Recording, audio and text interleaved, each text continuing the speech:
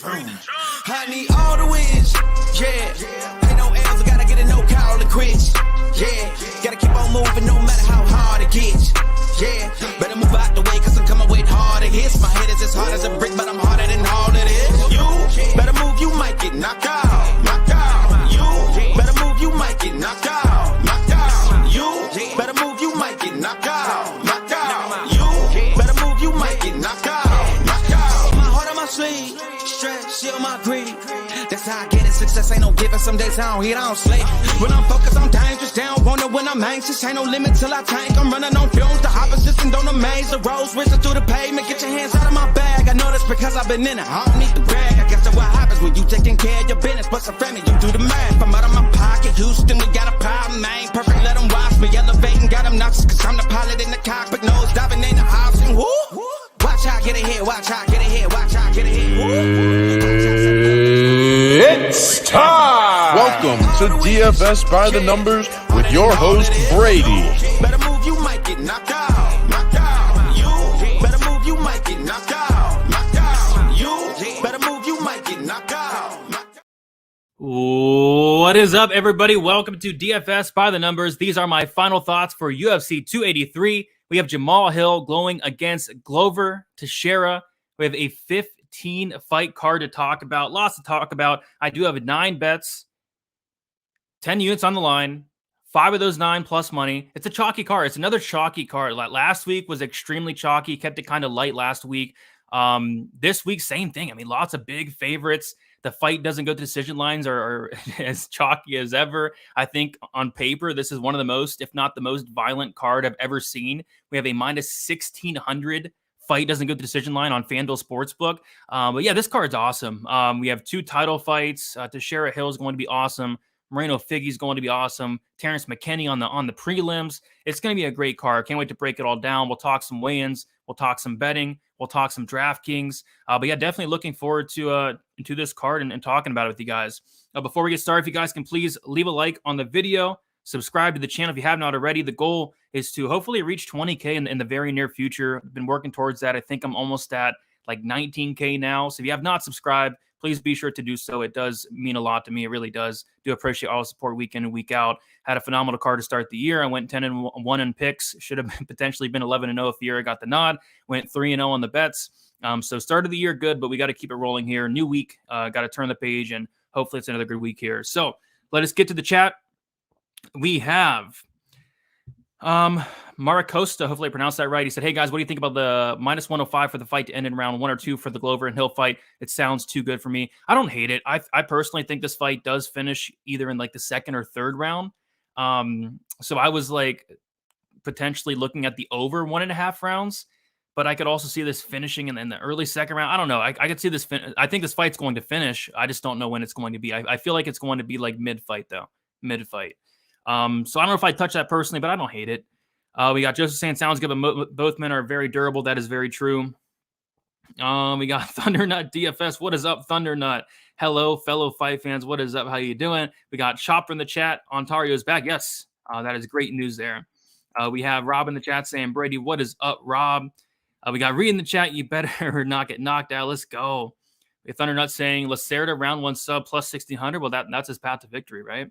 We got our guy Zayed in the chat. What's up, Brady? Let's win some cash here. That is always the goal. We got me in there saying 3 minutes. Was a little bit late. Had to record a video. Just got out of the sauna. Had a really good workout. So just a couple minutes late today, but you know, on a couple minutes late. No problem there. We got Jan in the chat saying, let's go. We got Propaholic with the $9.99. Appreciate you, Propaholic, saying happy UFC 283. Everyone, happy UFC 283. Me and Propaholic looks to be on a lot of the same spots this week, so hopefully it's a great week for us and everybody else out there, and hopefully we enjoyed the card. Most importantly, this card is going to be phenomenal. Brady, where you at? I'm right here. He said, let's go. We got Daz in the chat. What is up, Daz? Saying hit the like. I agree with Daz. DFS, grew a beard. Yeah, I probably got to get it shaved pretty soon or trimmed at the very least. I'm starting to look a little bit like a bum, but I don't know. I kind of like the bum look, to be honest. Jason in the chat saying the legend Brady is here. What is up, Jason? We got Zach in the chat saying on my way to Maryland to make bets now. Let's hit big on the first pay-per-view. That is the goal. Comments disappeared. They're back. Here we go. Let's all get rich tomorrow. Let's go. This card is wild. Yeah, the card is phenomenal, man. We got Zaya with the dono. Zaya, $5. Appreciate you with the super sticker. You're always here supporting. Does go a long, long way, man. Appreciate that. You'll hit the number soon. Yeah, going to keep working, pumping out a lot of content, staying consistent. Going to keep doing it, man. Johnny Walker's a beast. See embedded episode 5. Okay, if I have time, I'll go look at that. We got AJ. AJ in the chat. What is up, AJ? We got DJ in the chat. What is up? We got sneak peek leaks. I need some prize picks, lock boys. Yeah, I did do a prize pick show on Pub Sports Radio. If you want to check that out, talk through the whole slate there. We got Paul in the chat. What is up? Big Hotel saying he likes the beer. Appreciate that. Fear of the beard. I agree, but it is getting wild. It is getting wild, but I like it personally, and I think that's all that matters. And we got AOSN. I got Paul Craig by sub. It's always live. Johnny Walker versus Paul Craig, 1-800-GAMBLER. Yeah, there's 2 1-800-GAMBLERs on this card, and that's not one of them. We'll talk about the 1-800-GAMBLER fights, though. And then Mark saying Walker KO. All right, guys. I say we get into it. We have a lot to talk about. 15 fights. Smash that like if you have not already, but we should get into it, starting with the first fight on the card. We have Simon Oliveira going against Daniel Marcos. We have Simon Oliveira being the favorite. He actually opened up the dog. It looks like on Bet Online, Marcos opened up the favorite, and the line completely flipped. And it looked like Marcos was at like +1, like 70 at one point. But his money's been coming in on him throughout the week. Marcos is a very popular dog, and I get why. I'm picking him personally. But there's a bet that really stuck out for this fight for Marcos, and it's on DraftKings Sportsbook, and that's the decision only for him. So the reason I didn't pull the trigger on the money line for Marcos was because, for one, I missed the line. I got to it kind of late, and by the time I was able to tape it and everything, he was like +120, +130, right? So I missed like the +160. But DraftKings Sportsbook has the decision only. If you guys do not know what that is, it's the opposite of the finish only. The scorecard's no action. It means that if the fight finishes in any type of way, the bet is voided. And if it goes to decision, if Marcos does win that decision, you cash the bet. If Oliveira wins the decision, you lose, obviously, right? But yeah, they have it +165, which doesn't make a ton of sense to me because Oliveira's 2-4 in decisions, and Marcos is 6-0 in decisions. And on top of that, Simon Oliveira has never been finished in 22 fights. I mean, the guy's super durable. Is Marcos going to knock him out? I mean, maybe. Is Marcos going to submit him? No. If this fight does finish, I actually think it's Simon Oliveira getting the sub. So I think that decision only is kind of a great way to play Marcos, especially if you missed the line a little bit at +165. That line's wild to me. Does it void? Potentially. Like, Oliveira could sub him, but man, if this fight goes the distance, I'd feel pretty good about that +165 because Oliveira is not the best minute winner, whereas Marcos, he's going to have the striking advantage. I love what I saw from him on the Contender Series. And then Marcos, if he wants to, I don't think it's maybe the best idea in the world, but if he wants to, he can take down Oliveira because Oliveira can be taken down by a gust of wind, and he can lose minutes off his back going for subs. So I like Marcos here. I think he's the minute winner, and I'm on that decision only for half a unit at +165. When I saw that line, I was shocked, and I think it's still there. So give me that decision only. From a DraftKings perspective, I think there's a lot of value at this point on Daniel Marcos at 7,600. Money's been pouring in on him. He's a very popular dog.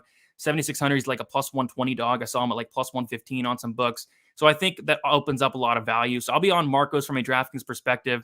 Not in love with the fight, but there's not a ton of dogs this week that stick out. But Marcos is kind of one that I think I'll have a fair share of ownership on personally. So give me Marcos for the upset to start off the night. But that decision only, I think, is a really good way to go. All right. Andy saying, RIP Shamil. Yeah, man. Ugh. I can't believe he showed up, by the way. I have an uncomfortable amount of money on Paul Craig. I think any amount of money on Paul Craig is always very uncomfortable, but hey, he pulls it off, more often than not, man. So we'll see what happens. I also got the -105 on the under 1.5. Woo. You got -105 for the under 1.5 on the Paul Craig fight? Goodness, dude. Yeah, there you go. I would love that line. Probaholic saying Marcos money line. Yeah, you got in early. You did your job. +165. Phenomenal line there. You beat a ton of line movement. Knight saying bum fight. I think there's 2 bum fights on this card. I don't think this is one of them. I'm not completely high on both these guys, but I think Marcos has some upside. I mean, the guy's undefeated. He looks solid. He hasn't fought the best comp, but I think he's decent. I wouldn't call it a bum fight, to be honest. B say, let's make some money in 2023. That is the goal. Is Marcos winning decision in Brazil, though? I mean, you think he'd get, I mean, I guess he could get robbed. I mean, anybody can get robbed. We saw Vieira potentially get robbed last week. I didn't watch the fight, but a lot of people said that it was a robbery. I didn't watch it. But yeah, robberies happen, right? But I just don't think Oliveira is the best minute winner. So I think if Oliveira wins, it's a sub. Appreciate that play, Brady. Plus money, baby. Yeah, gotta love the plus money. Gotta love the plus money. AJ saying, what's more likely in your opinion, both Bonfim brothers to win or lose? Personally, I think McKinney and Lazzez get it done. So I'm going 1-1, man. I think it's gonna be a 1-1 type night for the Bonfim brothers. But I can see paths to both. Like Bonfim, Gabriel Bonfim, the guy's super dangerous on the feet. I know Lazzez is tough to knock out, but Bonfim has a ton of power. He has a really good submission game. If he gets the fight down to the mat, it could be over. If not, it's going to be a long night for Bonfim on the feet against Lazzez, who has more tools. And then, Ismael Bonfim, all he has to really do is survive the first couple minutes of that fight. So I can see paths for both guys to win, and I can see paths for both guys to lose. I don't have a bet on either of those money lines. We'll talk about the McKinney fight in a little bit, where I do like violence, but I'm not touching the Bonfim-Lazzez fight. Probaholic saying that's a good call. Yeah, I think it takes away the sub just in case. Is Zara fair and a bum? My goodness. Oh, yeah. Oh, yeah. I have Marcos plus 130. I think he should be the slight favorite. I think at the very least it should be a pick 'em. Because I just think, yes, he hasn't fought the best guys, but I think it's a winnable matchup for him stylistically. Did any fights get pulled? No, and I'm actually shocked. 15 fights. And by the way, weigh-ins were at 7 o'clock this morning. I was up till like 2 or 3. I woke up at 7 o'clock for the weigh-in. I actually woke up at 6 o'clock for the weigh-ins. I was that excited. I was hoping some madness would happen. Everybody makes weight. Even Zara Farron makes weight. So kind of woke up early for no reason today because didn't really miss a ton. Eric is on the Marcos plus 137. Artem saying thoughts on Anthony Smith missing weight. Ironic as he always talks down other fighters for being unprofessional. Yeah, that is ironic, right? I was kind of shocked to see him miss weight. The guy's a professional. So that was kind of weird there, but I don't know. Lions have been extra sharp this year, it seems. Yeah, thus far they've had a lot of time to prepare for these cards, right? Like these lines have been out for a long time, so it only makes sense that these lines are very sharp, and that's why I'm kind of treading lightly these first 2 weeks.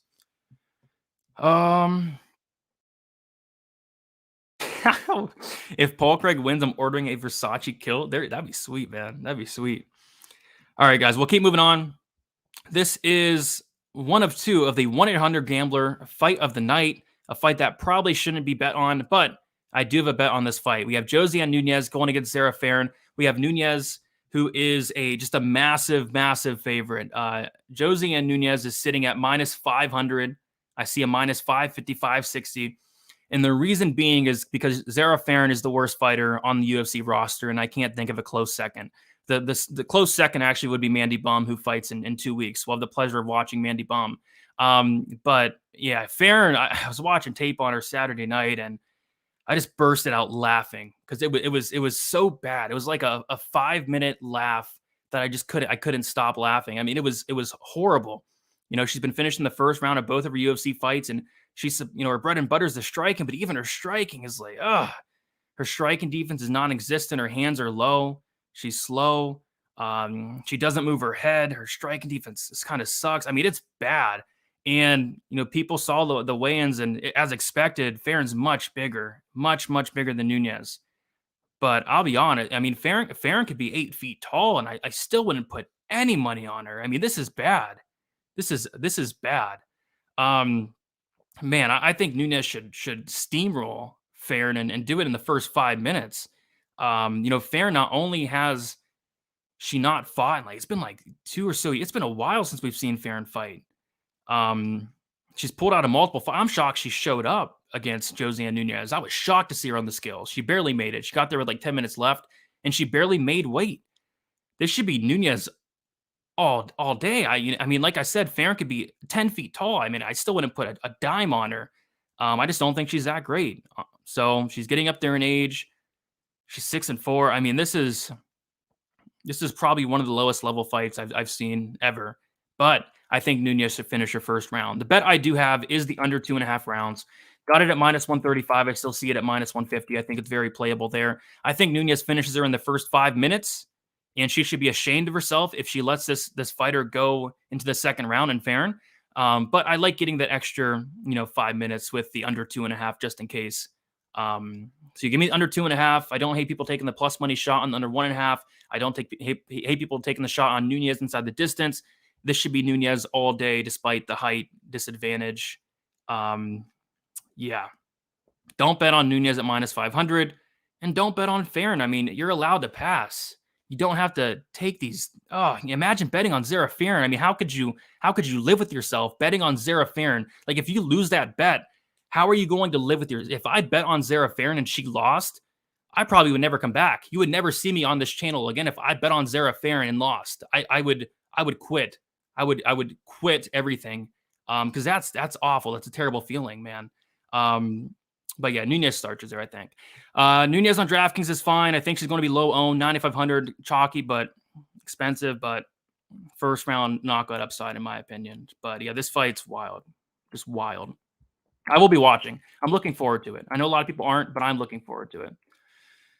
All right, see what we got here. Why did you want mad? I always like madness during the weigh-ins, man. I like seeing maybe we can get an advantage, if there's madness here or there, somebody missing weight, somebody looking terrible, right? So I like some madness. Josiane Nunes will win, I think so. Unpopular opinion, Paul Craig by KO. I believe he said he's going to KO Walker in the interview, so see what happens there. Now we got Sean in the chat. Let's go, Sean. Shout out to Sean there. Nunes is one dangerous NPC. Mandy Bum, shoulder roll is legendary. Oh, I don't think anything's legendary about her. A steak fight, Probaholic on under 1.5 at plus 145. Yeah, good line there. You beat some line movement. Has missed her last 3 fights due to medical issue. Yeah, like I said, I'm shocked she did not pull out. Nunes KO round 1. Agree. Nunes hits like a truck. Agree. Yeah, if I bet on Zara Farron, you wouldn't see me ever again. To be honest, I'd be gone. Josiane is a beast. Yeah, she is. Ouch Warrior, bet Farron, only like 0.3 units. Yeah, I mean, at the end of the day, I see why people may want to take a shot on Farron. She's a big, giant dog, and Nunes should not be minus 500 against anybody, but I personally couldn't do it. John Jones, the GOAT, saying this card sucks so bad. What are you talking about? I mean, I think this card's phenomenal. It's no UFC 285, but it's a good card. Nunes is just not very good to me. It's like taking a dog crap or a horse crap. Can't do it. I think that's a great way to explain this fight. Josiane beats Pena. I'm not a big Pena fan, but I kind of disagree with that. But I mean, you never know. Nunes under 2.5 is a gift. We'll see. I mean, I didn't want to go heavy on it because, again, you probably don't want to go heavy on this fight or maybe not bet at all. But I put a unit on the under 2.5. Armchair saying I just see it going over. Yeah, if this goes over, Josiane Nunes should retire. I mean, if you do not finish Zara Farron, you probably should hang him up, but we'll see what happens. All right. And yeah, yes, I think it will. I mean, she fought Bay Malecki, and Bay Malecki was tall. She reached her head, finished her in the first round. All right, guys, we'll keep moving on. We have Warlley Alves going against Nicholas Dalby. I have no action here. I stopped betting on Warlley Alves fights a long time. This guy is one of the most inconsistent fighters you'll ever see. And I know he's the play of the week this week. Everybody's on him, and I get it. The line is moved. And if you got Alves at plus money, I like that. I'd probably be on it too. But now he's like minus 130, and I just can't trust the guy. Like sometimes Alves shows up and he looks phenomenal. I mean, the guy is super skilled. He has a ton of power on the feet, finishing ability, a phenomenal ground game. And then sometimes he shows up and he looks like complete crap. He gasses out in 2 minutes. He gets finished. He's just so inconsistent, right? So I think he should beat Dalby. I think he does have clear paths to victory, whether it's, hurting Dalby on the feet or just landing the harder shots across 15 minutes or even taking down Dalby like Tim Means did, like a 40-year-old Claudio Silva did. So this should be Alves. But one of my rules this year, the past 2 years, is don't bet on fighters with bad cardio. Don't bet on fighters who have shown bad cardio in the past. And Alves has absolutely shown horrific cardio in the past. So I can't do it, but I think he wins. I think those bets on Alves cash. Like I said, if he was at plus money right now, I probably would be betting it. I wouldn't feel completely comfortable with it, but I'd bet him at plus money. But now where the line's at, it's a clear pass for me. Minus 125, minus 130. I'm okay on that. And typically, like, you would like to bet violence in these Alves fights, but Dalby's the opposite of violent, right? Dalby's not getting finished outside of Jesse Ronson, who popped for steroids, and he's not finishing anybody. So, yes, I think all of his fights, you should look towards the fight doesn't go, but it's a weird matchup. We have a killer be killed fighter in Alves and a guy that's super tough and doesn't finish anybody in Dalby. So, kind of a clash of styles. So, it's a big pass for me. I'll play Alves on DraftKings just for the first round upside. I don't think he's going to be overly high owned, especially because we have the main event and the co-main event around the same price tag of Alves. So I think Alves could be a sneaky play this week with first round upside, but I can't trust the guy. I'm not putting any money on him from a betting perspective, but give me Alves for the win. Alves did have to use the box of shame. He didn't look great, to be honest, which is just another reason for me to pass. I mean, the cardio scares the crap out of me. After Jonathan wins, who do you think he should fight next? So Shamil is ranked, I believe, 14 or 15 in the heavyweight division. So he's going to get a top 15 guy. We're going to see what this guy's made out of at heavyweight, because it looks like he's going to be a heavyweight. He weighed in at 232 today. So I don't know. Well, somebody in the top 15 for sure.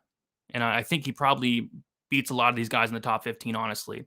But yeah, he has to get through Shamil, which is a minus 1,000 favorite. Yeah, I would be on that too, man. I got Alves early at plus 145, and then you hedge with a shot on Dalby round 3 KO plus 2,500. Yeah, I would love a plus 145 on Alves. I would love it. I would love a plus 100, plus 110, but it's not there anymore, so I got to pass, man. But I think it hits. Alves is literally fighting 400 meters from his house. How could he not show up there? Yeah, as long as he shows up, he should make this look easy. It's just sometimes he doesn't. This will prove how durable Dalby is. That's the truth. That's the truth. I can't trust either guy in this one. Dalby or Worley or Dodd. Yeah, both guys are, man. Dalby, round 3 decision. Mushroom like on the Dalby side. There's reasons to like him. Colby by finish, but will lose to unknowns is a classic. Yep, exactly. This is the hardest fight to pick on the card. I can agree with that. Jonathan's scary. I can agree with that as well. How confident are you that Glover can win this fight? Not too confident, about 50-50 on it. It's a close fight. I mean, we'll talk about it in a little bit, but both guys have passed to victory here, right? Good question. So, does Pavlovich finish Blades? Blades is going to have to shoot for his life in that fight. I know Blades has kind of turned into a striker lately. He's not going to want to strike with Pavlovich, but we did see when Overeem got down Pavlovich, it was over like that. I'll be betting the under. I'll be betting the under if that one happens, but I don't know. I'll say Pavlovich does knock out Blades because Blades has fallen in love with the striking. But if Blades has the right game plan, he makes it look easy, to be honest. If Bonfim brothers were fighting each other, what do you think the line would be? I think Gabriel's miles are better. Yeah, Gabriel will be a massive favorite. He's a weight class above. So, and I do think he's the better of the two. We got Melon in the chat. What is up, Melon? Hill got submitted by Craig. Why can't Glover sub? Make it happen. Glover fights for your money. I think both Glover and Hill fight for your money. Both guys have a lot of heart, a lot of toughness. So I see why people are taking shots on both sides. All right, we're going to move on to my favorite fight on the prelims. And we have Terrence McKinney going against Ismail Bonfim. Really looking forward to this one. I'm a big Terrence McKinney fan. I mean, how can you not be a fan of Terrence McKinney? If you're a fan of violence, you're a fan of Terrence McKinney, right? And I do have a bet here. I have the under 1.5. We talked about it last week. I had it parlayed with the Abdulrazak Al-Hassan under 1.5, which, by the way, that Al-Hassan under was a lot sweatier than I thought it would be. But yeah, I think this goes under. I mean, the odds makers are all over it. These violence lines have been just completely smashed throughout the last couple weeks. We now have the under at minus 240, 275. The fight doesn't go to decisions, minus 1,100 on DraftKings, minus 900 on FanDuel, minus 800 on BetOnline. Terrence McKinney is a violent fighter. If you guys liked the over 1.5 in the Abdulrazak Claudio Ribera fight last week, you're going to love the over 1.5 in this fight. I wouldn't do it personally. I mean, I could, but maybe go over. But McKinney's been over once in his entire career. We know how this guy fights. Is he going to all of a sudden change up his style? He could, but We haven't seen it yet. So I got to think under.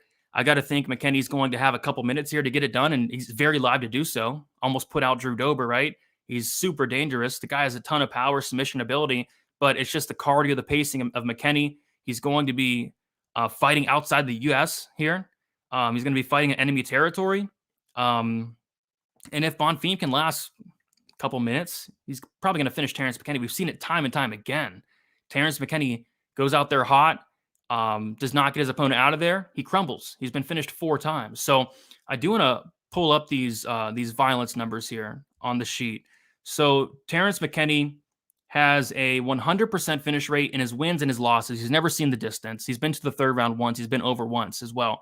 Bonfim has been finishing all 3 of his losses. So these guys have 7 losses combined. All of them have finished inside the distance. If this fight went the distance, I'd be very surprised. And the odds obviously does indicate that. As far as picking a winner, I'm going to go McKinney to get the first round finish, more specifically in the first 2 minutes and 30 seconds. But if this fight lasts more than 2 minutes and 30 seconds, I have serious concerns for McKinney. And I'm trying to get more into the live betting aspect of things for this year. If Bonfim does survive like the first couple minutes and McKinney's looking tired, which I kind of expect will happen if he does not get him out of there, I'll be looking to live bet Bonfim here. But yeah, I like the under. I have it parlayed with the Abdul fight from last week. Came out to plus 117. I have 1 unit on that. And this is a fight you're going to want to have on DraftKings. McKinney fights, you got to target. He has first round upside, and so does his opponent, right? He's never seen the second round in the UFC, and I don't think that changes here. I think Bonfim has multiple ways to finish the fight in his own right, and McKinney's obviously super dangerous. So love this fight. Going McKinney, but I can't trust the guy. I can't trust his cardio, his pacing. Super dangerous, but he kind of falls off a cliff if he does not get his opponent out of there, and have not seen otherwise to say he's going to go out there and win a 15-minute fight, to say he's going to go out there and win a fight in the second round. I just don't buy it, but we'll see what happens there. All right. See what we got in the chat. McKinney first round KO. That's kind of what I'm leaning here. Thought an MMA guru. Yeah, the guy's doing the dang thing. Very entertaining guy there. Shogun wins a decision if it goes. Oof, that's going to be an ugly fight. Shogun can definitely win. I agree, but I'm not touching the fight. Probaholic on the fight to end in KO minus 143. McKinney has sub bums on the regionals and kickboxer and straight box in the UFC. The takedowns won't be there. Minus 143 is a steal. Hey, it's better than minus 1100, right? So yeah, I don't hate that at all. Under 2.5. Yep. I found an interesting bet. Round 2 winner, Ismail Bonfim for minus 115. That's on DraftKings, right? Yeah, I don't hate it. McKinney into the distance minus 110. His money line is minus 120. Yeah, that goes to show that this guy is finishing fights. Minus 200 for the fight to finish in round 1 or round 2. That's a great line there. Everywhere else, that line is minus 450, 410. So that's a great line if you can get it. Dominic saying, I have watched McKinney for a long time and you cannot trust him. Ismail Bonfim, double chance by KO or sub is to play. Yeah, if you're on Bonfim, you can go inside the distance as well, or just play the money line as a dog. I have McKinney round 1. If he gets out of round 1, I will live bet Bonfim, me too. McKinney KO. And he's going to finish this twin. That's the thing, though. McKinney's dream has actually been to fight in Brazil. I didn't know that. MMA Colin saying Burns by sub. Yeah, I think so. Gonzalez hurt McKinney with a straight left. Yeah, I don't think McKinney's the most durable guy in the world.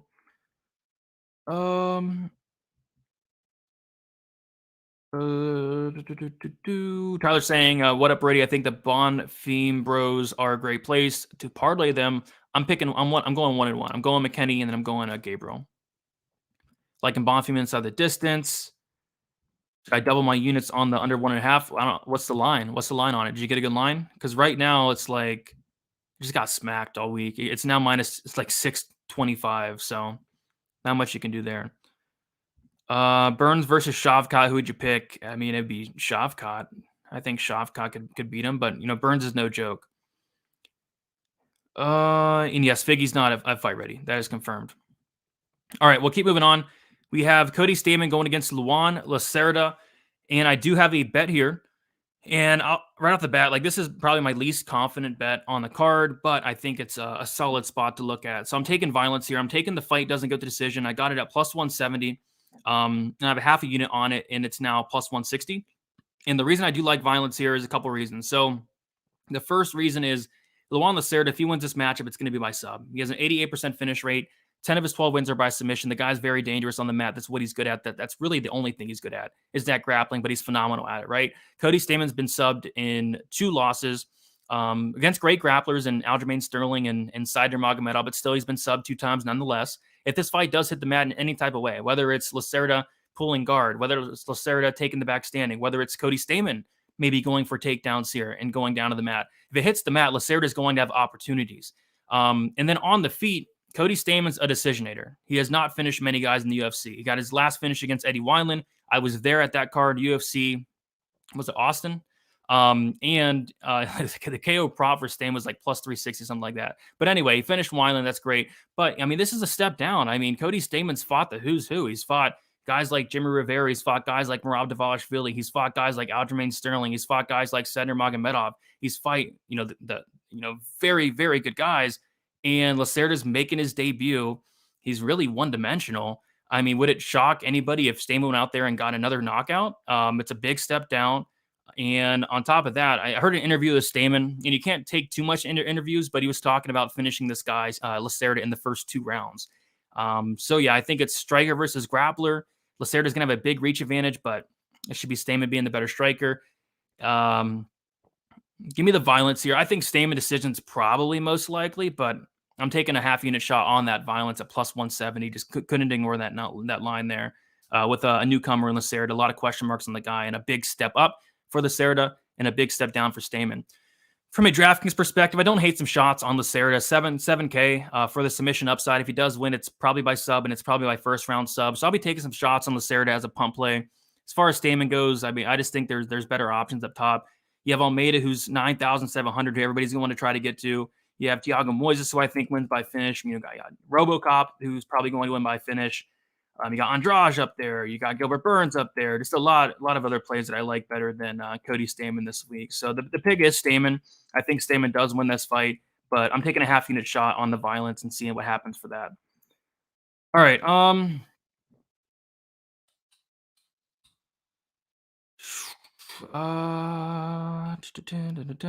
Lacerda is good. He's good at grappling. He's a very good grappler, but he's making a lot of mistakes. He's pulling guard. He's submission over position. It doesn't really work out at this, especially against like a guy in Cody Stammann. I don't know if it's going to work out against him, but he's able to submit these guys outside the UFC, which is good. But great odds for Lacerda. Colsan violence. Stammann the decision machine. He sure is. Definitely have Stammann in my parlay. I think it hits. Marco's decision plus 550 on my book. I'm taking the decision only. Yeah, he does. It looks like Chandler Jr. Stammann. Yep. Shamil TKO. You're insane. I mean, that'd be. We'll talk about the odds on that in a second. Shamil KO has to be something crazy. Agreed. Fade for me, lines too wide. Nothing wrong with that. Bill on a dog money parlay. Marcos, Lacerda, and Glover plus 1634. I think the one you'd probably have to worry about the most would be Lacerda, but I mean, he has a sub chance here. All right, let's keep moving on. If you guys have not done so already, leave a like on the video, subscribe. Also, check out dfsbythenumbers.com. Also, check out Best Bet tomorrow with me, Gordo, and Uncle Weezy. It's going to be a phenomenal show tomorrow. Can't wait to talk about that. It's going to be 1 hour prior to the prelims, so make sure you are subscribed so not miss out on that. Betting breakdown video coming out early tomorrow morning, about 6:30 in the morning there. So make sure you subscribe to the channel. Appreciate y'all. All right. Jailton Almeida, Shamil Abdurakhimov. There's not much to talk about here. I don't have a bet on this fight. There was a knockout prop for Almeida at like plus 300 earlier in the week. I saw some people got on that, and I think that's a solid look because it's like 50-50. Is he going to TKO Shamil, or is he going to submit him? Submission probably most likely, but I didn't hate the shot on Almeida at plus 300 by KO, but that line's not there anymore. What are you going to do? Are you going to parlay up Almeida at minus 1,000? No. Are you gonna play the fight doesn't go to decision at minus 1,600 on FanDuel Sportsbook, which by the way I think is the widest fight doesn't go line I've ever seen. 1,600. Are you gonna play the under 2.5 at minus 910? No, you're not. Are you going to play the under 1.5 at minus 350, minus 400? You're not. There's no really reason to play this fight here. It should be Almeida all day. I'm surprised Shamil even showed up, to be honest. He's been pulling out of fights left and right. He's 41 years old. He's got knocked out like 3 times in a row. So yeah, it should be Almeida, but I'm not telling you anything you don't know. But I'm not betting on this fight. From a DraftKings perspective, Almeida's super expensive. And I think for tournaments, you could potentially get away from him to get a little bit different. Everybody's going to try to get Almeida in their lineups, and he probably does smash here, but lineup construction is not too easy this week. So I don't hate getting away from Almeida in tournaments, but for cash games, he's a must play for me. I have him in cash easily. He's the safest play on the slate by a mile. He's going to put up a big score. But tournaments, I think a sneaky way to get away from him would not be the worst look in the world. But yeah, Almeida, not much to say. Almeida first round finish. Almeida's going to do whatever he wants. And Shamil, if you're listening to this, you still have time to pull out. I mean, you're 41. You've lost by knockout in the last 3 fights. You don't have to do this, but man, rough go for Shamil. I think the UFC hates him. Giving him guys like Curtis Blades, guys like Chris Dawkins, guys like Sergey Pavlovich, and now they're giving him Almeida. The UFC hates Shamil Abdurakhimov with a passion. But yeah, Almeida should get it done. A lot of people are about to lose money on Craig. Yeah, Craig's a popular guy, man. I was super high on Uzdemir last time they fought. This time, I'm not as high on Walker at all. I'm not trusting the guy. I think I'd rather bet on Paul Craig here against Walker than would have against Uzdemir in the last fight. But yeah, a lot of people. the handsome Shamil. Z said, "You saw me get it, Jonathan plus 300." Yeah, great line there. I was teetering back and forth on whether to pull the trigger on it for a small play, and then missed the line, and it went from like plus 300 to plus 250 to plus 220. Not sure where it's at now, but I do like that plus 300 there. Johnny Walker KO. You guys are excited for that fight, as am I though. Almeida KO round 1 plus 300 with a little hedge on Almeida round 2. It could be a good look, but I could see a sub, right?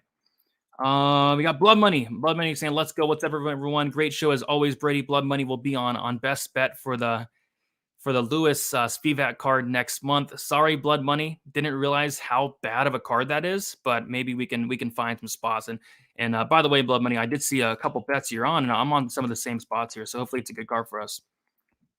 His inside the distance is minus 550, just wild. Jalton round 1 sub is nice. You're probably not getting good odds on it. So Jalton by sub in general is minus 148 best price. Jalton by submission in the first round is plus 200 on Bet Online, plus 115 on FanDuel. Your thing is Shamil looked in great shape compared to the last couple fights. Almeida by first round, ground and pound TKO. I'm picking the same thing. Almeida TKO. I think Shamil turns over to strikes before Almeida even has to choke him. I agree with that. We got MMA Jesus in the chat. What is up? I'm right there with you, Easy. I think 1-1 as well. No, do not pull out Shamil. I mean, if I was him, oof. Don't say that. Brady's gonna. I'm still actually worried that Shamil and Zara Farron might pull out. Like they still have a good amount of time for the fight start. So I'm holding my breath on those two because I'm shocked they even showed up today on the weigh-ins. So Marco's decision only plus 165 was the play. Yeah, it's on DraftKings. I'm pretty sure the line's still there. It just makes no sense. Does it void? Maybe. But if it goes to decision, I'd feel pretty comfortable with a plus 165 outside of maybe a robbery, which could potentially happen. But my parlay bets, hell no. I don't know if you want to parlay Jalton at minus 1,000. I mean, he wins, but it just doesn't do much to your parlay. All right. All right, we'll move on. We will move on to Gabriel Bonfim going against Mounir Lazzez. Yeah, no bet here for me. I think it's a really good fight. Lazzez is a very popular dog this week, and I see why. I think on the feet, both guys bring a lot to the table. Like Lazzez, I give the striking advantage, believe it or not. I think he has more tools on the feet. Phenomenal striking, phenomenal cardio, toughness, durability. I love the volume Lazzez brings, where it's going to be Bonfim, who's going to be a little bit less volume, a little bit less technical, a little bit more hittable, but he's going to have a ton of more power. He's going to be the power striker. And if this fight does end by knockout, it's probably Bonfim getting that knockout. But like I said, Lazzez is tough.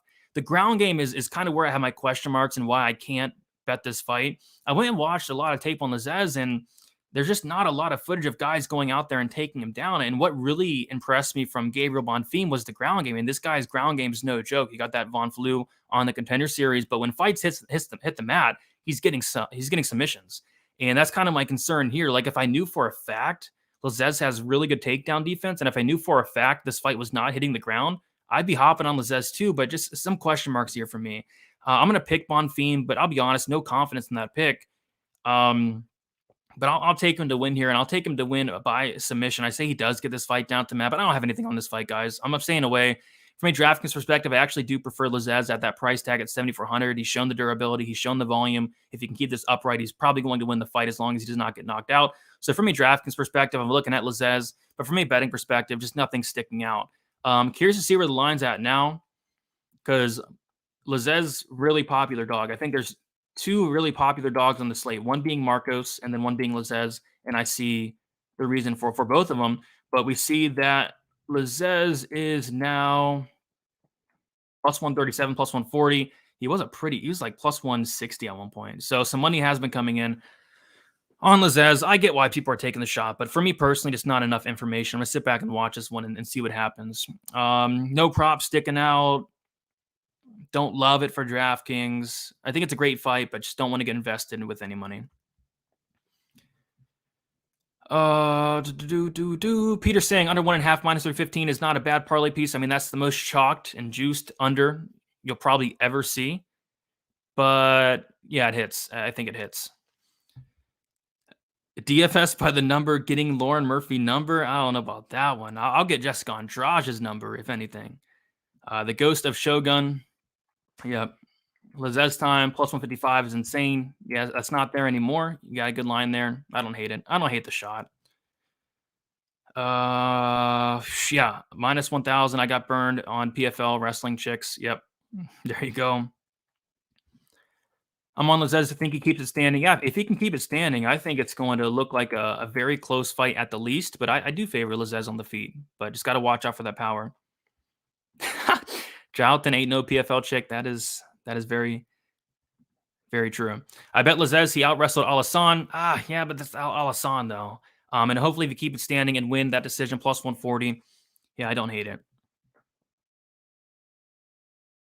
Ooh, plus 160. On one unit, Lazzez plus 160. I wouldn't bet it under plus 150. I don't know. I mean, I see people taking it plus 140. I don't hate the shot. There's just a lot of there's too many unknowns for me. Like I said, if I knew for a fact this fight plays on the feet, it's Lazzez all day at this price tag. The ground game of Bonfim scares me. Lazzez decision. Yeah, shout out to Probaholic. I don't know if he said it. I don't want to steal his thunder. He did not. I think Probaholic's on the decision only for Lazzez at a pick him. Like, if this fight goes to decision, probably means he won the fight. Bonfim has never been to decision. Yeah, Lazzez did lose against Worley. That wasn't the best look. Paul's on both Bonfim brothers. Do you think there are too many fights on this card? 15's a lot. From a fan standpoint, no, 15's fine. From a content standpoint, 15 fights is rough. Like, this has been a rough week for me. It's just been nonstop, go the entire week. But I'll be glad to sit there Saturday, watch 15 fights. We do have a week off next week, so no, 15 fights is fine. And they're doing this because they probably expected some fights to fall off, but none did. Lauren Murphy gives me some serious alcohol vibes. I can see it. I'm excited for 15 fights. Me too. Who would you pick between Alassane and Gabriel Bonfim? Bonfim all day. I think Bonfim takes him down easy and subs him, but of course Alassane has that power. Bonfim all day. Just parlay every fight doesn't go to decision on this card. We'll get there. I do have one of those parlays, and we'll actually talk about it. I don't care how bad Ihor is. A soccer ball almost TKO'd Shogun. You're not wrong. This week, love me some Shogun, but his time was up 5 years ago. Yeah, we'll talk about that soon. All right, we'll keep moving on, guys. We have Thiago Moises going against Mel Costa, and I do have a bet here. I have the Moises inside the distance, plus 114 for a half a unit. I think Moises finishes this guy. I mean, Costa, I actually really like his striking. I think he's a good striker. I think he has some solid power and might even have the striking advantage in this matchup. It's just, I think there's a hole in the game of Costa, and that's the takedown defense. Like, this guy's getting taken down easily, and that's going to be a big problem here against Moises. You do not want Moises on top of you, and if Moises gets one takedown, the fight is probably over shortly after. So I like Moises. He's a big favorite, but I think he kind of rolls through this guy. One takedown, fight should be over. I don't hate the sub. I don't hate the sub from Moises as well, but I did go inside the distance just in case there's a TKO, something like that. But I think sub's most likely. But yeah, half a unit inside the distance, Moises, plus 114. And other than that, from a DraftKings perspective, I don't hate some shots on Moises. I think there's better options, but he does have submission upside. Mel Costa, not touching the guy. But yeah, give me Moises. I think it's a pretty good matchup for him. As long as he fights, like if he fights smart and takes his fight down to the mat, it should be an easy night at the office. And heard his interview, and he's talking about how he's going to show his wrestling in this matchup, which, yeah, do it, and you'll win, and you'll probably win by first round sub. So give me Moises and half a unit shot on that inside the distance prop.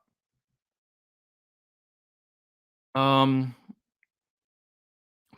of Nunez, Stamen, Almeida, Rodrigues, Burns, Andrade. Yeah, I mean, I think it hits. We saw last week where all those chalky parlays, they did hit. I think it's probably the same thing here on this card.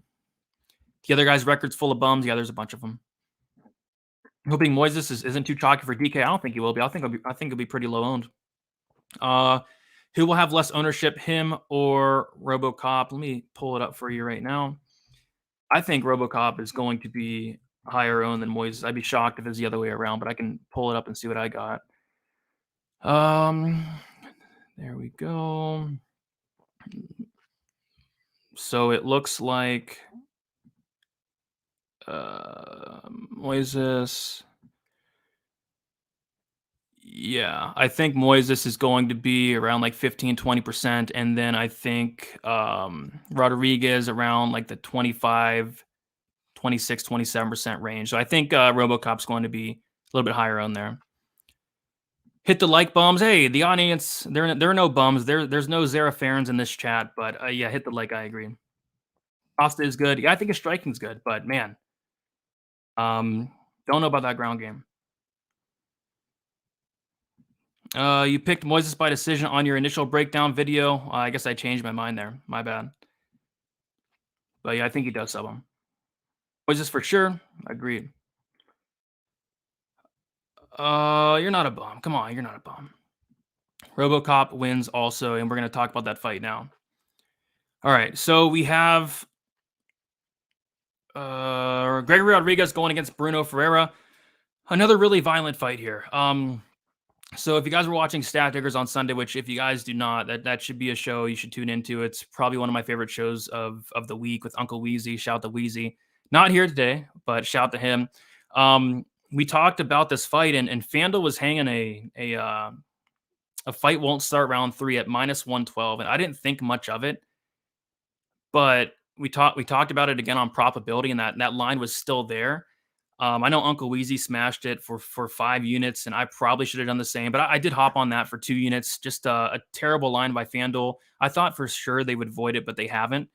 So shout out to FanDuel for not voiding that, but I saw a lot of people got in on it. I'm shocked it took them over a day to pull it off and fix that, but if you got in it, shout out to you.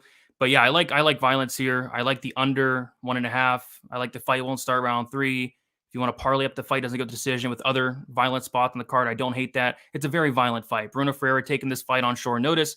Bruno Ferreira, 9 fights, has never been over 1.5 rounds. These guys are going to stand and bang it till one man falls. I would not be betting Gregory Rodrigues at this price tag just because Ferreira does hit hard, and Rodrigues has been knocked out a couple times. I would not be laying -310 on the guy, but I like violence here. I like violence. The unders are getting smashed. The under 1.5 opened up at -155. Would have loved it there. It's now -200, -186.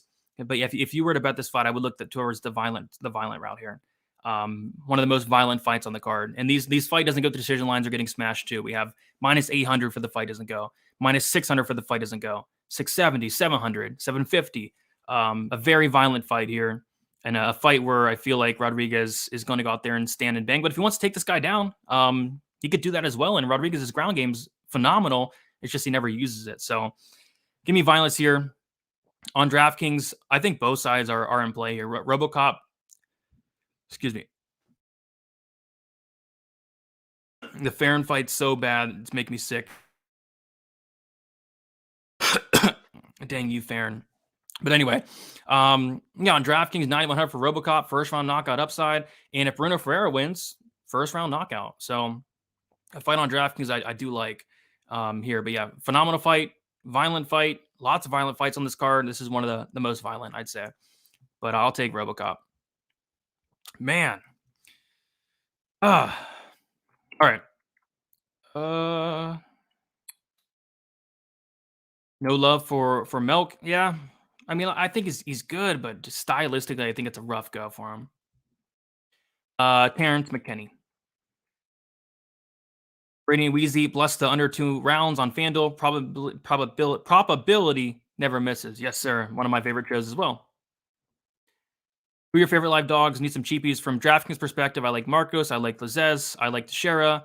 I like Paul Craig as a dog. I like some shots on Lacerda. I like some shots on Ferreira. Those are the kind of dogs I'm looking at. Ismail Bonfim, another dog on DraftKings. I think there's a lot of dogs that stick out from a DraftKings perspective. Ferreira's going to win. RoboCop wins by steroids. I don't think he's on steroids, but the guy is jacked. Ferreira lock of the week. I don't know about that. Yeah, fight won't start round 3. I think it's safe. Yeah, that's always going to be a bad look there. Always going to be a bad look. It was posted on FanDuel. They took it off Monday night, but it was there from like Sunday to Monday night.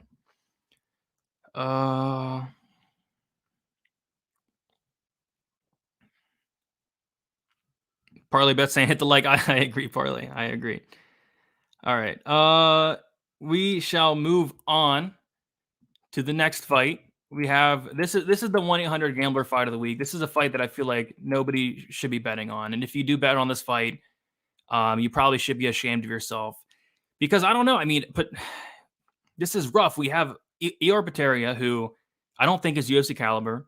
He's 18-3. A lot of those wins are against super low-level competition. I think he has a massive hole in his game. I think he can be held against the cage. I think he can be taken down. I think he can be finished on the mat. I think his cardio is very bad. I think Ihor Potieria is a fraud, quite frankly. And then he's going against Shogun, who he's 41 years old. And, Shogun, legend of the game, absolute legend. I thought this dude was retiring years ago. I thought he was retiring like 3 years ago. And he's still going, right? But this is going to be Shogun's retirement fight. And they're kind of throwing him a bone here. Like, they're throwing him a very winnable fight. It's just, man, I can't put any money on the guy. I can't put any money on either guy. If I was forced to bet this matchup, and nobody's forcing me to do anything, if I was forced to bet this matchup, I would put a small bet on Ihor Potieria by first round knockout, which is plus 270, I think. But even then, it's like, it's not good enough. Like, do I want to put money on a bum? No, I don't. Do I want to put money on a washed 41-year-old Shogun? No, I don't. Easy pass. I'm not betting on this fight. I'm not even thinking about betting on this fight. From a DraftKings perspective, that's where my money will be, because Potieria does have first-round knockout upside. But if this fight leaves the first, Shogun's going to win probably. I mean, Poteria's cardio is awful. What a mess of a fight. What an absolute mess. I'll pick Potieria to win by first-round knockout, but to have any confidence in that pick on this fight would just be a mistake. So I'm not betting this fight, but I'll play some on DraftKings. That's where my ownership's going to be. Man. I feel like people are blinded by their love for 2005 Shogun and neglecting the fact that his last real win was over Volante in 2017. He did beat Pedro in 2018. Oh, the Pedro win, he was getting dominated until Pedro got injured. Fair. Shogun into the distance plus 400. The kid's got no defense and cardio. I can't argue that. I can't argue that. Potieria is horrible, man. I mean, man, Shogun, they're giving him a winnable matchup. It's just, man, 41-year-old Shogun. I don't know. I can't do it.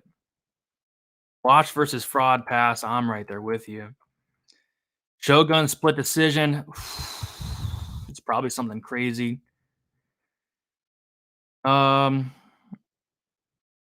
Vet fights, it's like 90% they lose when they say they're going to retire. But I wish I knew like the actual numbers for that, because I feel like it would be something pretty high when they're retiring.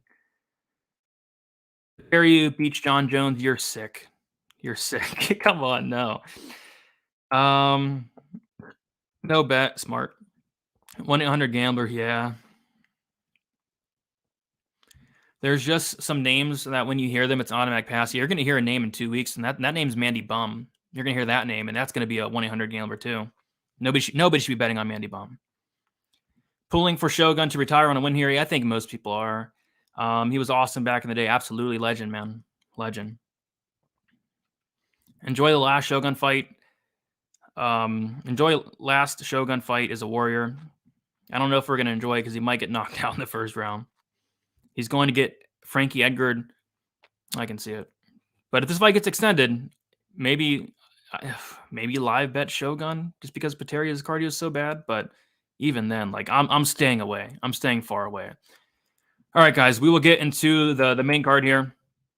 We have Johnny Walker going against Paul Craig, and this is probably my favorite fight, not only on the main card, but the entire card probably. It's either this one or the main event, which is phenomenal. I think both these fights are good. So love this fight. I'm a big fan of Paul Craig. A lot of people are. This guy's awesome. This guy always brings it. Love the face-offs today. Him and Johnny Walker went face-to-face, nose-to-nose. Looked like they almost kissed. Maybe they did or did not, but very intense face-off there. Loved it. I was very confident in Volkan Oezdemir in his last fight against Paul Craig. I think this is a much different matchup, though. Volkan Oezdemir, what I'll say in that matchup, Volkan Oezdemir looked horrible. Like he looked old. He looked slow. He looked washed. He looked terrible. That's the worst Volkan's ever looked. He looked awful. And he's still 30-27 Paul Craig. Johnny Walker, he's younger here. He's bigger. He's super explosive. And I think he finishes Paul Craig, but somebody's getting served here, and somebody's getting served probably in the first round. What I do have here is my biggest play of the card. I have the under 1.5 rounds. I got it at -140. I see a -138 out there if you guys have 365, which is just wild to me. But yeah, I have 2.5 units on the under 1.5 here. Striker versus grappler matchup. We have Johnny Walker, who's very capable of knocking out Paul Craig. Paul Craig's talking about how he's going to go out there and strike and knock out Johnny Walker. Good luck. He's probably going to eat a knee. Eat a big shot and go down. Walker's very dangerous on the feet. And if this fight does hit the mat, Paul Craig can submit anybody. He submitted Jamahal Hill, who's fighting for a title. He submitted Magny Ankalaev, who's fought for a title, future champion. He can submit anybody in the division, right? So if Walker does go down to the mat, whether it's Paul Craig pulling guard, whether it's Walker knocking him down and following Paul Craig down to the mat, if Walker does go down to the mat, Paul Craig is going to be live for a sub. I don't think Johnny Walker's the smartest fighter, which is why I would not be trusting him at -200, but my prediction was Walker first round knockout, but my bet is the under 1.5 rounds at -140 for 2.5 units. I do want to see where that line's at now. Like I said, on 365, it's -138 for some reason. But other books is like -172, -180. The fight doesn't go as -800 on FanDuel, -750 on DraftKings. So one of the most violent fights on the card.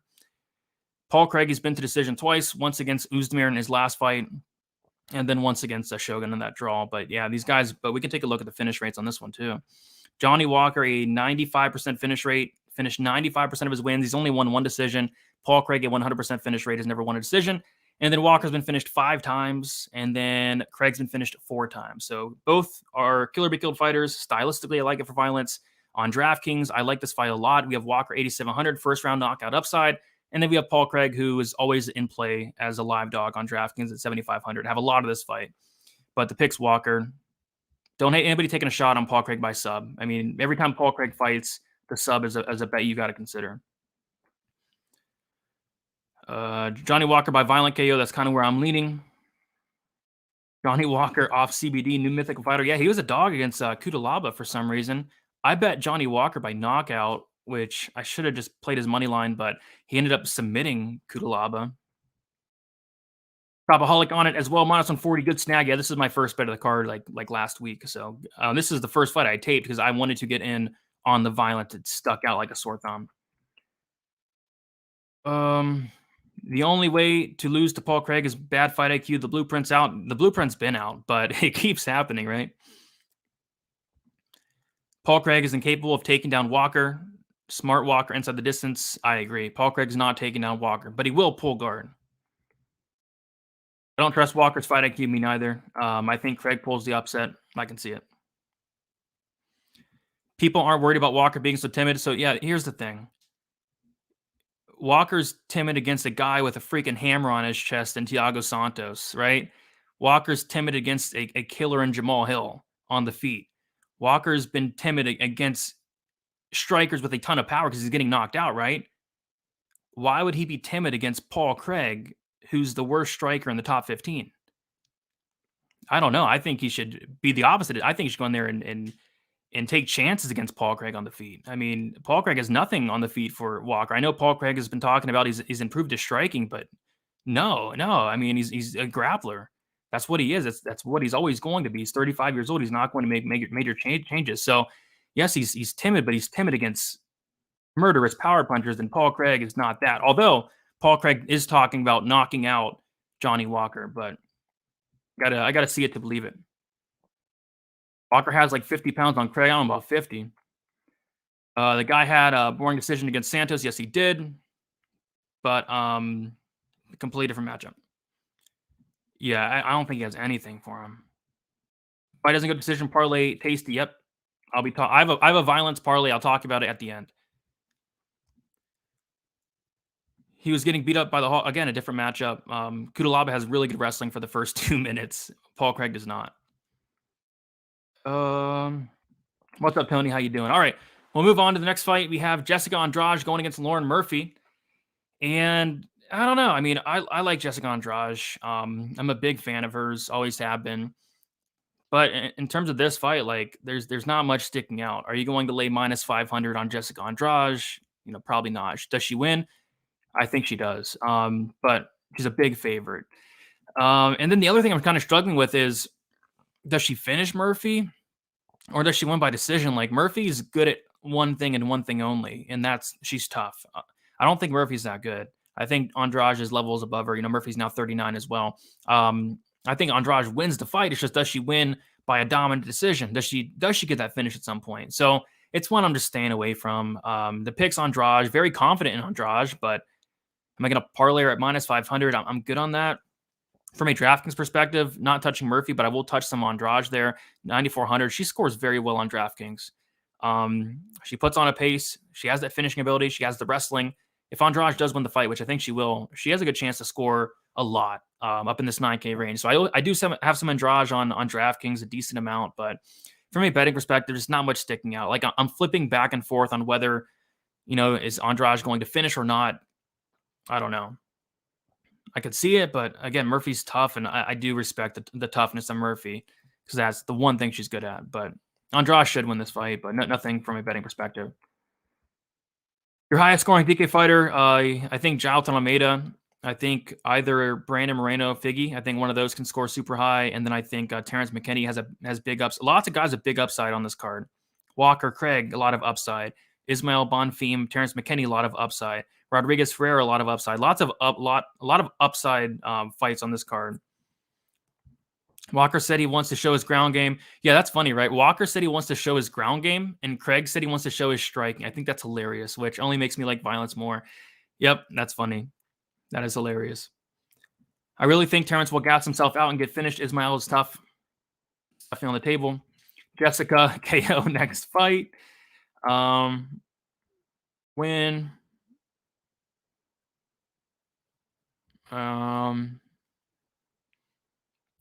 Goodness, I don't know about that. Paul Craig, future champ. Hey, he's beat Ink Alive and he's beat Jamahal Hill. It wouldn't be the craziest thing. Yeah, from a money line standpoint, I'm passing. All right, so enough about this fight. We'll move on to Gilbert Burns, Neil Magny. I do have a bet here. I have Gilbert Burns to win inside the distance, half a unit, plus 110. And yeah, I like Burns a lot in this matchup. He's another big favorite. Lots of big, chonky favorites on this card. Burns is currently sitting at minus 500, minus 530, 550, or yeah. Wait, there's a 351, but I think that's a mistake. 460. He's a big favorite nonetheless, right? And I think it's a big step down in competition for Gilbert Burns, who just went toe-to-toe with Khamzat Chimaev. And he had success against Kamaru Usman early on. But yeah, he lost to Usman, got finished. No shame in that. No shame in losing to Chimaev or Usman. Not only is this a big step down in competition for Burns, but this is a very good stylistic matchup. Yes, he's going to be at a height and reach disadvantage, but it's not going to matter when he takes down Neil Magny, who has just a little bit better than a 50% takedown defense. And Neil Magny has been submitted 5 times in his career. Magny's been submitted a ton, not only in his career, but in the UFC specifically. He's been finished, I think, 4 or 5 times by subs. So Burns, you do not want him on top of you. I mean, Burns' ground game's no joke. And I think a submission's probably going to happen here. And I think it's probably going to come in the first 2 rounds. So I like Burns here a lot. I like Burns inside the distance, half unit shot, plus 110. I think it's better than laying the minus 500 money line on the guy. If you like Magny, I don't see it personally, but if you like Magny, you take a look at the decision, or you take a look at the decision only, because you'll get your money back if Burns does finish Magny. And I think that decision only is plus money. But yeah, give me Burns here. I like him a lot. From a DraftKings perspective, not touching Magny, and I will be touching some Burns here, 9,300. I think he goes out there and finishes Magny.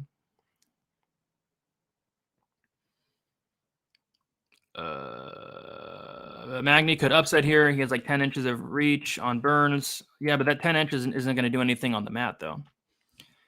Burns are going to overall Magny with power. I played Burns inside the distance plus 100 in the K, but plus 375. I hate how Magny has been reacting to shots as of late. Yeah, Burns has that power as well. I could see a knockout. I lean decision personally. I mean, I lean submission personally, but I could see knockout. Burns all day. I don't know why people are so high on Magny. Magny's looked good lately. It's just, this is a step up for Magny, and this is a big step down in competition for Burns. Magny decision, wild card. Yeah, if you like Magny, decision props the way to go. More specifically, decision only, because the finish will void it, because I do think Burns finishes them. And Burns by Murda. Yeah, I think so. All right, 2 fights left, guys. I do appreciate all you guys getting in the co-main event here. 261 of you hanging out with me on a Friday. If you guys can, smash a like, subscribe to the channel. It does go a long, long way. Peter saying Burns finish only minus 1,100 is such a horrible line. I saw Almeida finish only was like plus 2,500, like something crazy. So they don't want you betting on it, basically. All right, we'll move on. We have a Deiveson, Figueiredo, Brandon Moreno, and I don't have a bet on this fight. I don't like anything in this fight. I don't like a money line. I don't like a money line. I don't like a prop. And the reason being is I've picked Figueiredo in all 3 fights thus far. I'm 1-1-1. This time around, I switched to Moreno, and the reasons I switched to Moreno were this. Deiveson took a year off. He's not at fight ready anymore. He's now 35 years old. Really struggles to make the weight. And then Deiveson shows up today, and he looks the best he's ever had, at least in the last couple of years on the scale. I mean, he's always struggling to get down. And I thought, hey, at 35 years old, year off, I thought he was going to struggle today. But no, Deiveson looked phenomenal on the scale.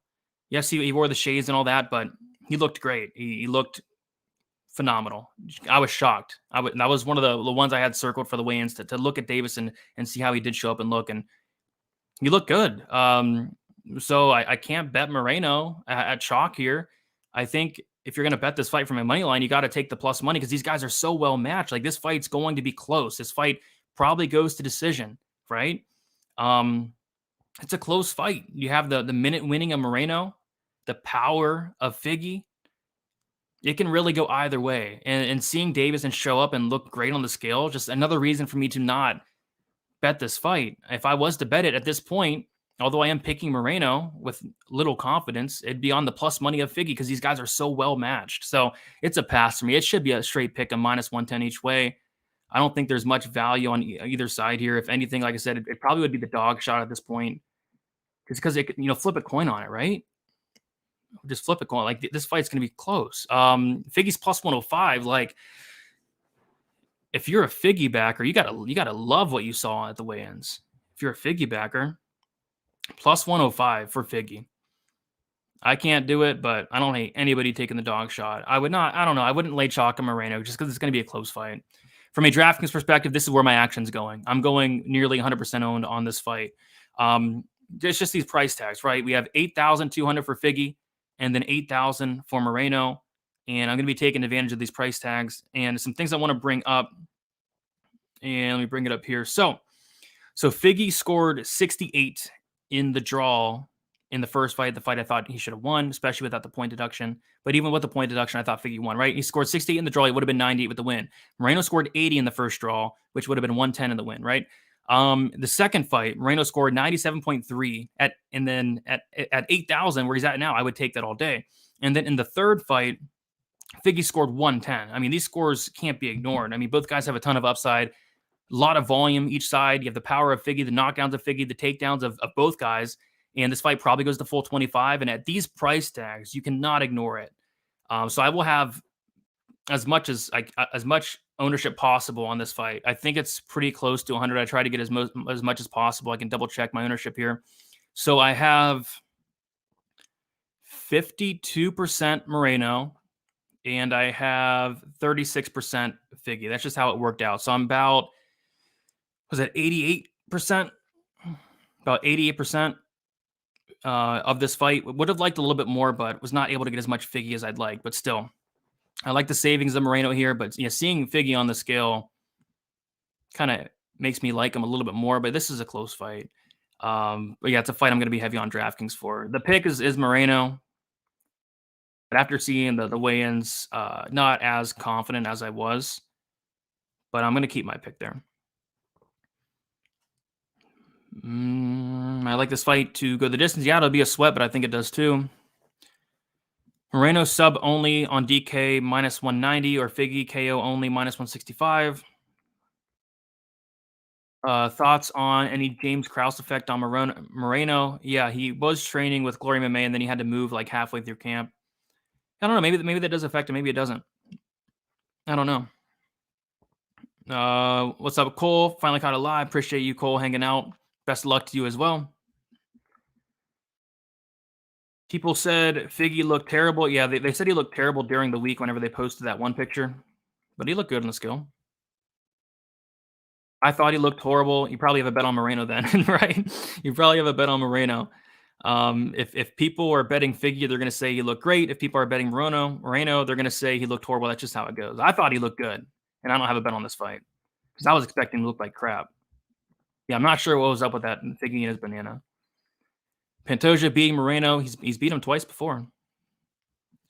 MMA Jesus saying and new. You think Figgy can sub Moreno? It would have to be like a club and sub. I don't think he's taking him down and subbing him. It'd have to be like he'd have to hurt Moreno bad. Smart is to go 50-50 on the fight, but so many fights 50-50 on this card. Yeah, there is. And that's kind of what makes it tough for me, DraftKings perspective. I think Walker Craig's about 50-50. I think I can go either way. I think the McKinney Bonfim fight can go either way. Figgy had an extra 6 hours to rehydrate with the early weigh-ins. That is true. That is true. And yeah, Figgy's going to be much heavier. That's a fact. I'm stacking in cash personally. Yeah, I'm stacking in cash. Yeah, I thought he looked good. All right, main event time. Jamahal Hill going against Glover Teixeira. And same thing with the last fight. From a DraftKings perspective, I'm super high on this fight. You got to be. I'm like 49% Teixeira, like 41% Hill. Ton of ownership on this fight. And yeah, it's striker versus grappler matchup, right? You have Jamahal Hill, who's going to have a massive speed advantage, power advantage in the feet. Love the striking of Jamahal Hill. And then you have Glover Teixeira, who's going to have the ground game. He's going to have the power on the mat, the submission ability on the mat. Jamahal Hill's takedown defense is questionable. We've taken down 6 times by Darko, taken down 6 times by Santos. And if Teixeira gets on top of Hill, I mean, it's going to get very interesting very fast. I mean, Glover Teixeira is not Thiago Santos, nor is he Darko Stosic. So, yes, Hill's getting right back up against these other guys, but he's going to get back up against Glover Teixeira. We're going to have to find out. I think this fight can go either way. I know, Teixeira always gets counted out, especially late in his career, which, by the way, Teixeira's never looked better at 43 years old. It's crazy to say, but this guy just keeps on getting it done. And the narrative this week is Glover's too old, right? But people have been saying he's too old for the last 4 years. I've been saying it too. Remember when he fought Anthony Smith a couple years back? The whole narrative was Glover's too old. And then he went out there and destroyed Anthony Smith. Glover was too old against, what's his face? Blachowicz. Glover went out there and destroyed Blachowicz in the second round sub. And Glover's too old here again. And it would not shock me if Glover pulled off the upset, took down Jamahal Hill, and submitted him in the first or second round. Glover looked old today. He looked old. He looked in phenomenal shape. Don't get me wrong, but he looked old. He's the third oldest fighter as far as I'm concerned. Arlovsky's first, Guido Canetti's second, and I think Teixeira's third at this point. If I was to bet this fight from a money line perspective, it's Teixeira. But I know a lot of people are on Hill, and I get it. He's the younger fighter, phenomenal striker. But if Teixeira takes this guy down, like I said, it's going to get very interesting with the ground and pound, the submission game. So I'm picking Glover Teixeira. I'm tempted to take a money line shot. Let's see where he was at. I think he was at like plus 120 last time I looked. Yeah, plus 120. I see plus 125 on 5 dimes. Like that's where I would look on the Teixeira side, but I don't really want to step in front of Jamahal Hill, and I don't really want to put money on a 43-year-old. I think he can win, but just saying it out loud. I'm going to put money on a 43-year-old in a title fight. It sounds dumb, but I mean the guy just keeps on getting it done. He keeps on shutting people up. He keeps on doing the dang thing at 40 years old. So I don't know. It's a phenomenal fight. I'm going to pick Teixeira for the slight upset, but I'm going to be betting on violence here. I think violence is the way to go. And I'll talk about my violence parlay in a second. But yeah, I'm going to take Teixeira. I like him on DraftKings, and you got to like Jamahal Hill too. I think somebody gets finished here, whether it's Teixeira, TKO, or sub, or whether it's a Jamahal Hill knockout. I think somebody's getting served here and probably within the first couple rounds. All right. See what you guys are saying in the chat here. Another 50-50. I agree. I want to say it's Hill's time. Santos took him down a bunch. Yeah, Santos took him down 6 times. The old war dog is going to perform tomorrow. Live betting Teixeira after surviving the first round. That said, plus 135 for old man is very tempting. Plus 135 is very tempting. I don't see a plus 120, or I see a plus 120 out there for me, but best book personally, or best spot personally. If Glover gets cracked by Hill, he's been by every fight, he's going to sleep, and that's the end of his career. I don't know. He's got cracked by Jiri, and he was able to survive. He's got cracked by Santos twice and was able to survive. Hill does hit really hard, but I don't know. Glover's durability is underrated, I think. Didn't Craig pop this dude's arm out? Yes, he did. Sweet dreams. Hill doesn't look focused. He looks locked into me. He looks locked in. Yeah, Glover's a really good striker, but he's going to want to get this fight down to the mat. Jamahal Hill is minus 175 first round only. Not bad, because I doubt Glover wins it in the first round. You never know. Hill hasn't got experience. He's getting it fast, though. He just went out there and fought Santos. He's fought Paul Craig, although he lost to him. He's fought, OSP, guys like that. It's a good test for him. Hill in a hostile environment. Hill seems like the type of dude that's going to be like ready for and prepared, though. He looks cool, calm, and collected. Glover's chin is finally getting cracked here. Glover by decision. A decision would kind of shock me personally. He'd have to take down Hill at least 3 out of 5 rounds and win minutes on the mat. Every time Glover gets rocked now, it's like a wake up button and he starts to smash. Yeah, it's weird, man. Like it wakes him up and he's like, okay, I got to get the fight down to the mat, and he does. Go by KO. Glover was originally a striker. Glover striking nowadays has been looking really good, but I just don't think he's going to want to strike too long with Jamahal Hill. He cracked Jiri bad in the last fight, almost finished him by strikes. Who would win, Jiri or Hill? I think it'd be another closely lined fight. I don't know. I don't even know. I think I'd pick Hill, actually. I just don't like the striking defense of Jiri, but it'd be a close fight. Doesn't look focused. LO, who is that guy? Yeah, he looks focused to me. I wanted to smash the Hill money line, but I can't. Glover should take him down easily if he wants to, right? Yeah, I think he can take him down whenever he wants. I mean, Santos did it. Santos is not taking out anybody nowadays. This card is going to be wild. I agree. I think they both could get tired if there's a lot of wrestling. That's for sure. Jiri is not Jamahal Hill. That's true. They're 2 different people. Father Time is always undefeated. That's not true. I mean, Glover keeps getting it done, man. So I don't know. He's coming for Glover's soul tomorrow. Sorry, and I love Glover. It can happen. All right, so let's talk about this violence parlay I have. And if you guys know me, you guys know I've been trying to stay away from the parlays. I've been trying to stay away from the chalk. I've always stayed away from the 3-leg parlays. Like, this is my first 3-leg parlay probably within the last 3 or 4 years. It's been a while since I've done a 3-leg parlay. But I do have a 3-leg parlay this week, and it's a violence parlay. I have the fight doesn't go to decision in the main event, Glover Teixeira, Jamahal Hill, and we can bring up the finish rates for all these fights. I think it's a very violent card on paper. I think it's one of the most, if not the most violent card on paper. I think 13 out of 15 fights are favored to end inside the distance. So Teixeira Hill fight doesn't go to decision the first leg for me. Jamahal Hill, 64% finish rate. He's going to have the advantage on the feet with the power, right? Glover Teixeira at 85% finish rate. He's going to have the advantage on the mat. Has some power on the feet as well. Hill's been finished in his only loss against Paul Craig, and then Teixeira's been finished 4 times. He's now 43 years old. I like violence in the main event. 5 rounds to work with. Striker versus grappler matchup. Next, we'll go to the Paul Craig, Johnny Walker. I parlay the fight doesn't get the decision there as well. We'll look at the violence rates once more. Walker, 95%, Paul Craig, 100%, and then Walker's been finished in 5 of 7 losses, Paul Craig in 4 of 5 losses there. And if Uzmir wanted to, if Uzmir wasn't completely washed, he could have finished Paul Craig as well. And so that's my second leg. And then the third leg is, you guessed it, the Bonfim McKinney fight doesn't get the decision. And we'll pull up the finish rates here. McKinney's never been over 2.5. He's been to the third round once. He's been over 1.5 once as well. McKinney, a 100% finish rate in his wins, a 100% finish rate in his losses. Both guys have a combined 7 losses, all 100% inside the distance. So came out to about minus 148. I have 1.5 units on it. Not sure what it's going to be now. Like, these violence lines have just been completely smashed. But those are my 3 violence parlays. It's not the smartest thing to do, 3-legger, laying chalk, but I would be shocked if either of these legs didn't hit. So give me the violence parlay there, but it's not something you will see me doing on a regular basis. It's not something I'll probably do for the rest of the year. You probably won't see another 3-legger for me, and you probably won't see much more parlays, but this is a chalky card all around from a money line perspective, from a prop perspective. And I think you can get away this weekend and last week with parlaying up some of these big favorites and winning these bets.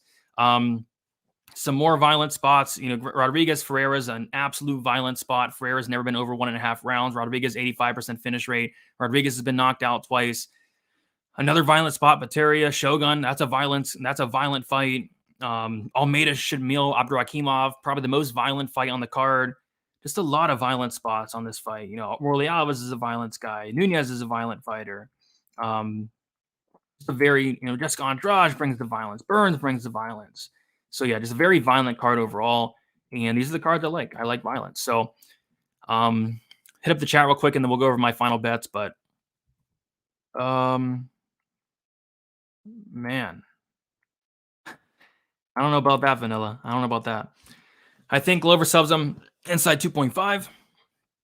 Craig shouldn't be the underdog. Yeah, he should. He should be the underdog in every matchup. The reason being he's not a minute winner. He's not going to go out there and outstrike somebody. He's not going to go out there and take somebody down and win minutes. If Paul Craig's going to win, he's sub or bust, and he's sub or bust off his back, whether it's pulling guard or his opponent making a mistake. He should pretty much always be the underdog. That doesn't mean he can't win, but he should pretty much always be the underdog.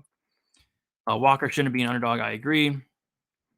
That parlay is minus 200 now. Yeah, it just depends on the book. Like, if you can get on 365, you can get it at a really good price. Bovada, you can probably get that on a really good price.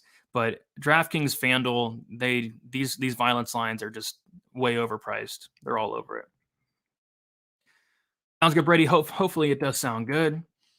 Craig subbed Ankalaev, Hill, Kirillov. That is true. Dalby fight will be the fight of the night, and we'll go 15. I think it's going to be a good fight. Fight of the night's going to be tough on this card, but I think it's going to be a good fight. Craig gets KO'd for a living. KO'd in the first for a living. Yeah, he's been KO'd in the first, I think, 3 or 4 times. Walker has a worse chin than Craig. I agree, but Walker's dangerous on the feet, and Craig's really not. Unrelated, but early thoughts on Jones versus Gone. I want to put a big bet on Jones. Well, you kind of missed the boat. He was a dog for a second. Now he's the favorite. I would lean Jones, but I do have my concerns. I'll be at the fight, actually. I did purchase the tickets for $285. So I'll be in Vegas watching the fight. I did not want to miss the return of John Jones. I'm a big John Jones fan. I know people hate the guy, but I'm a big fan of him. And I'm also a big fan of Bo Nickel. I'm a big fan of Shavkat. I'm a big fan of Valentina. Amanda Nunez might be on the card, so I had to get on that card. Mario Batista's going to be on the card. So I wanted to get there. and I want to watch the fight, but I probably won't be betting on it. Eileen Jones, but 3-year layoff, moved to heavyweight. He hasn't looked good. Like, he hadn't looked good against Reyes. He thought he lost that fight. He didn't look good against Santos. Just a lot of question marks for me. But I'm going to watch the fight. I'm going to enjoy it, but I'm not going to put any money on it. 3-leg parlay. Yeah, it's just not something I want to do often at all. Like, this is like a one-time thing. You will not see another 3-legger the rest of the year. So does it hit? I think it does, but it's not the smartest thing in the world, honestly. Yeah, same. We need to see Bo Nickel in the UFC.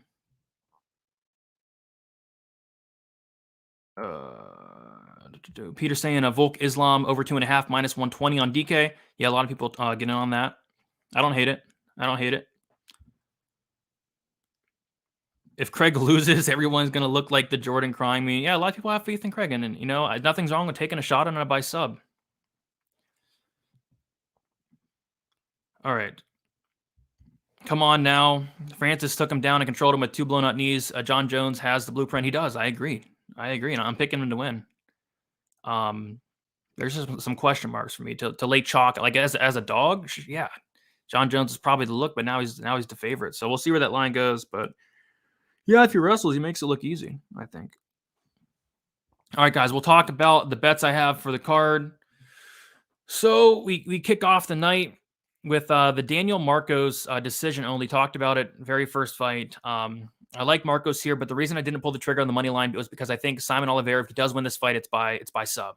The decision only is the opposite of the finish only. If this fight goes the distance, you know, you get Marcos there at plus 165. If the fight finishes, it's voided. Oliveira is 2-4 in decisions. Marcos is 6-0 in decisions. I think Marcos is going to be the minute winner here. So decision only plus 165. I think it's a great way to play it at this point. Half a unit. Next, I have the Josiane Nunez Zara Farron under 2.5 rounds, 1 unit minus 135. I think Farron gets finished in the first 5 minutes, but you're getting the extra 7.5 there, which is nice.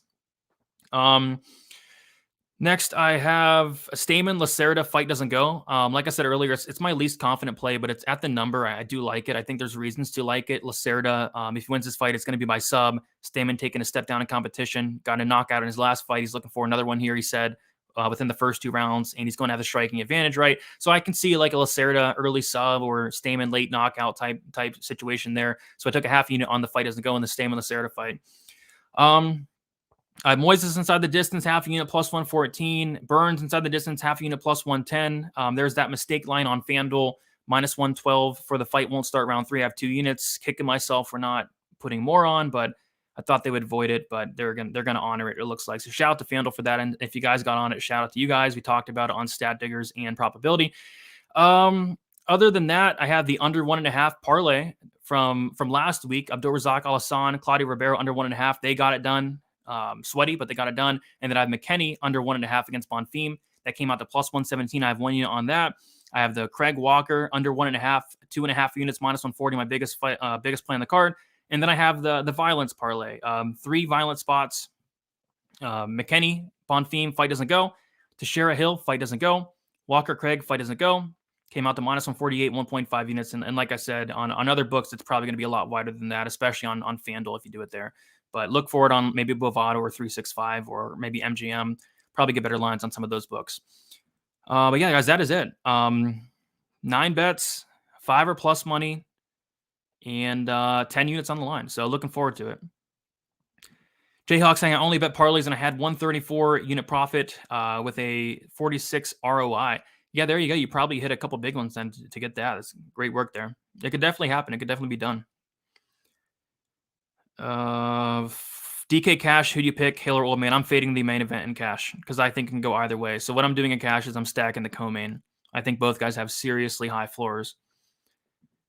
Luck to you as well, John. I think Craig is that trap underdog that people will money on. Potentially, we'll see. We shall see. Don't want to miss anything before I head out of here. Cody Stamen fight not start round 3. I don't hate it. Why did FanDuel? I don't know. I don't play DFS on FanDuel. I play on DraftKings. But I might be because not enough people signed up. Not enough people played. That could be it. All right. I think that's it, guys. We did it. Went a little bit long here, but there was a lot to talk about. 15 fights. If you guys could, leave a like on the video, subscribe to the channel.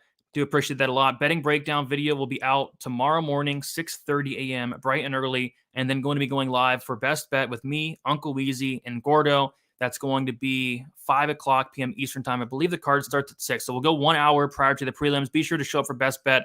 Shout out to Lou Betcha that killed it the first week. We have 10 contestants, and we're keeping track of these best bets throughout the year. It's going to be a fun thing we do throughout the year. So be sure to tune in there and talk some fights. You guys, leave a like, subscribe. Check me out on Twitter, DFS_numbers, Instagram, DFS by the numbers. If you have any questions, comments, or concerns, and we'll talk to you guys very soon. Best of luck with your bets. Enjoy the card, 15 fights. It's going to be a long one, but it's going to be a good one. Enjoy the night because we have a week off next week, but we have 8 straight weeks after that. Good luck, guys, and we'll talk to you soon. See you.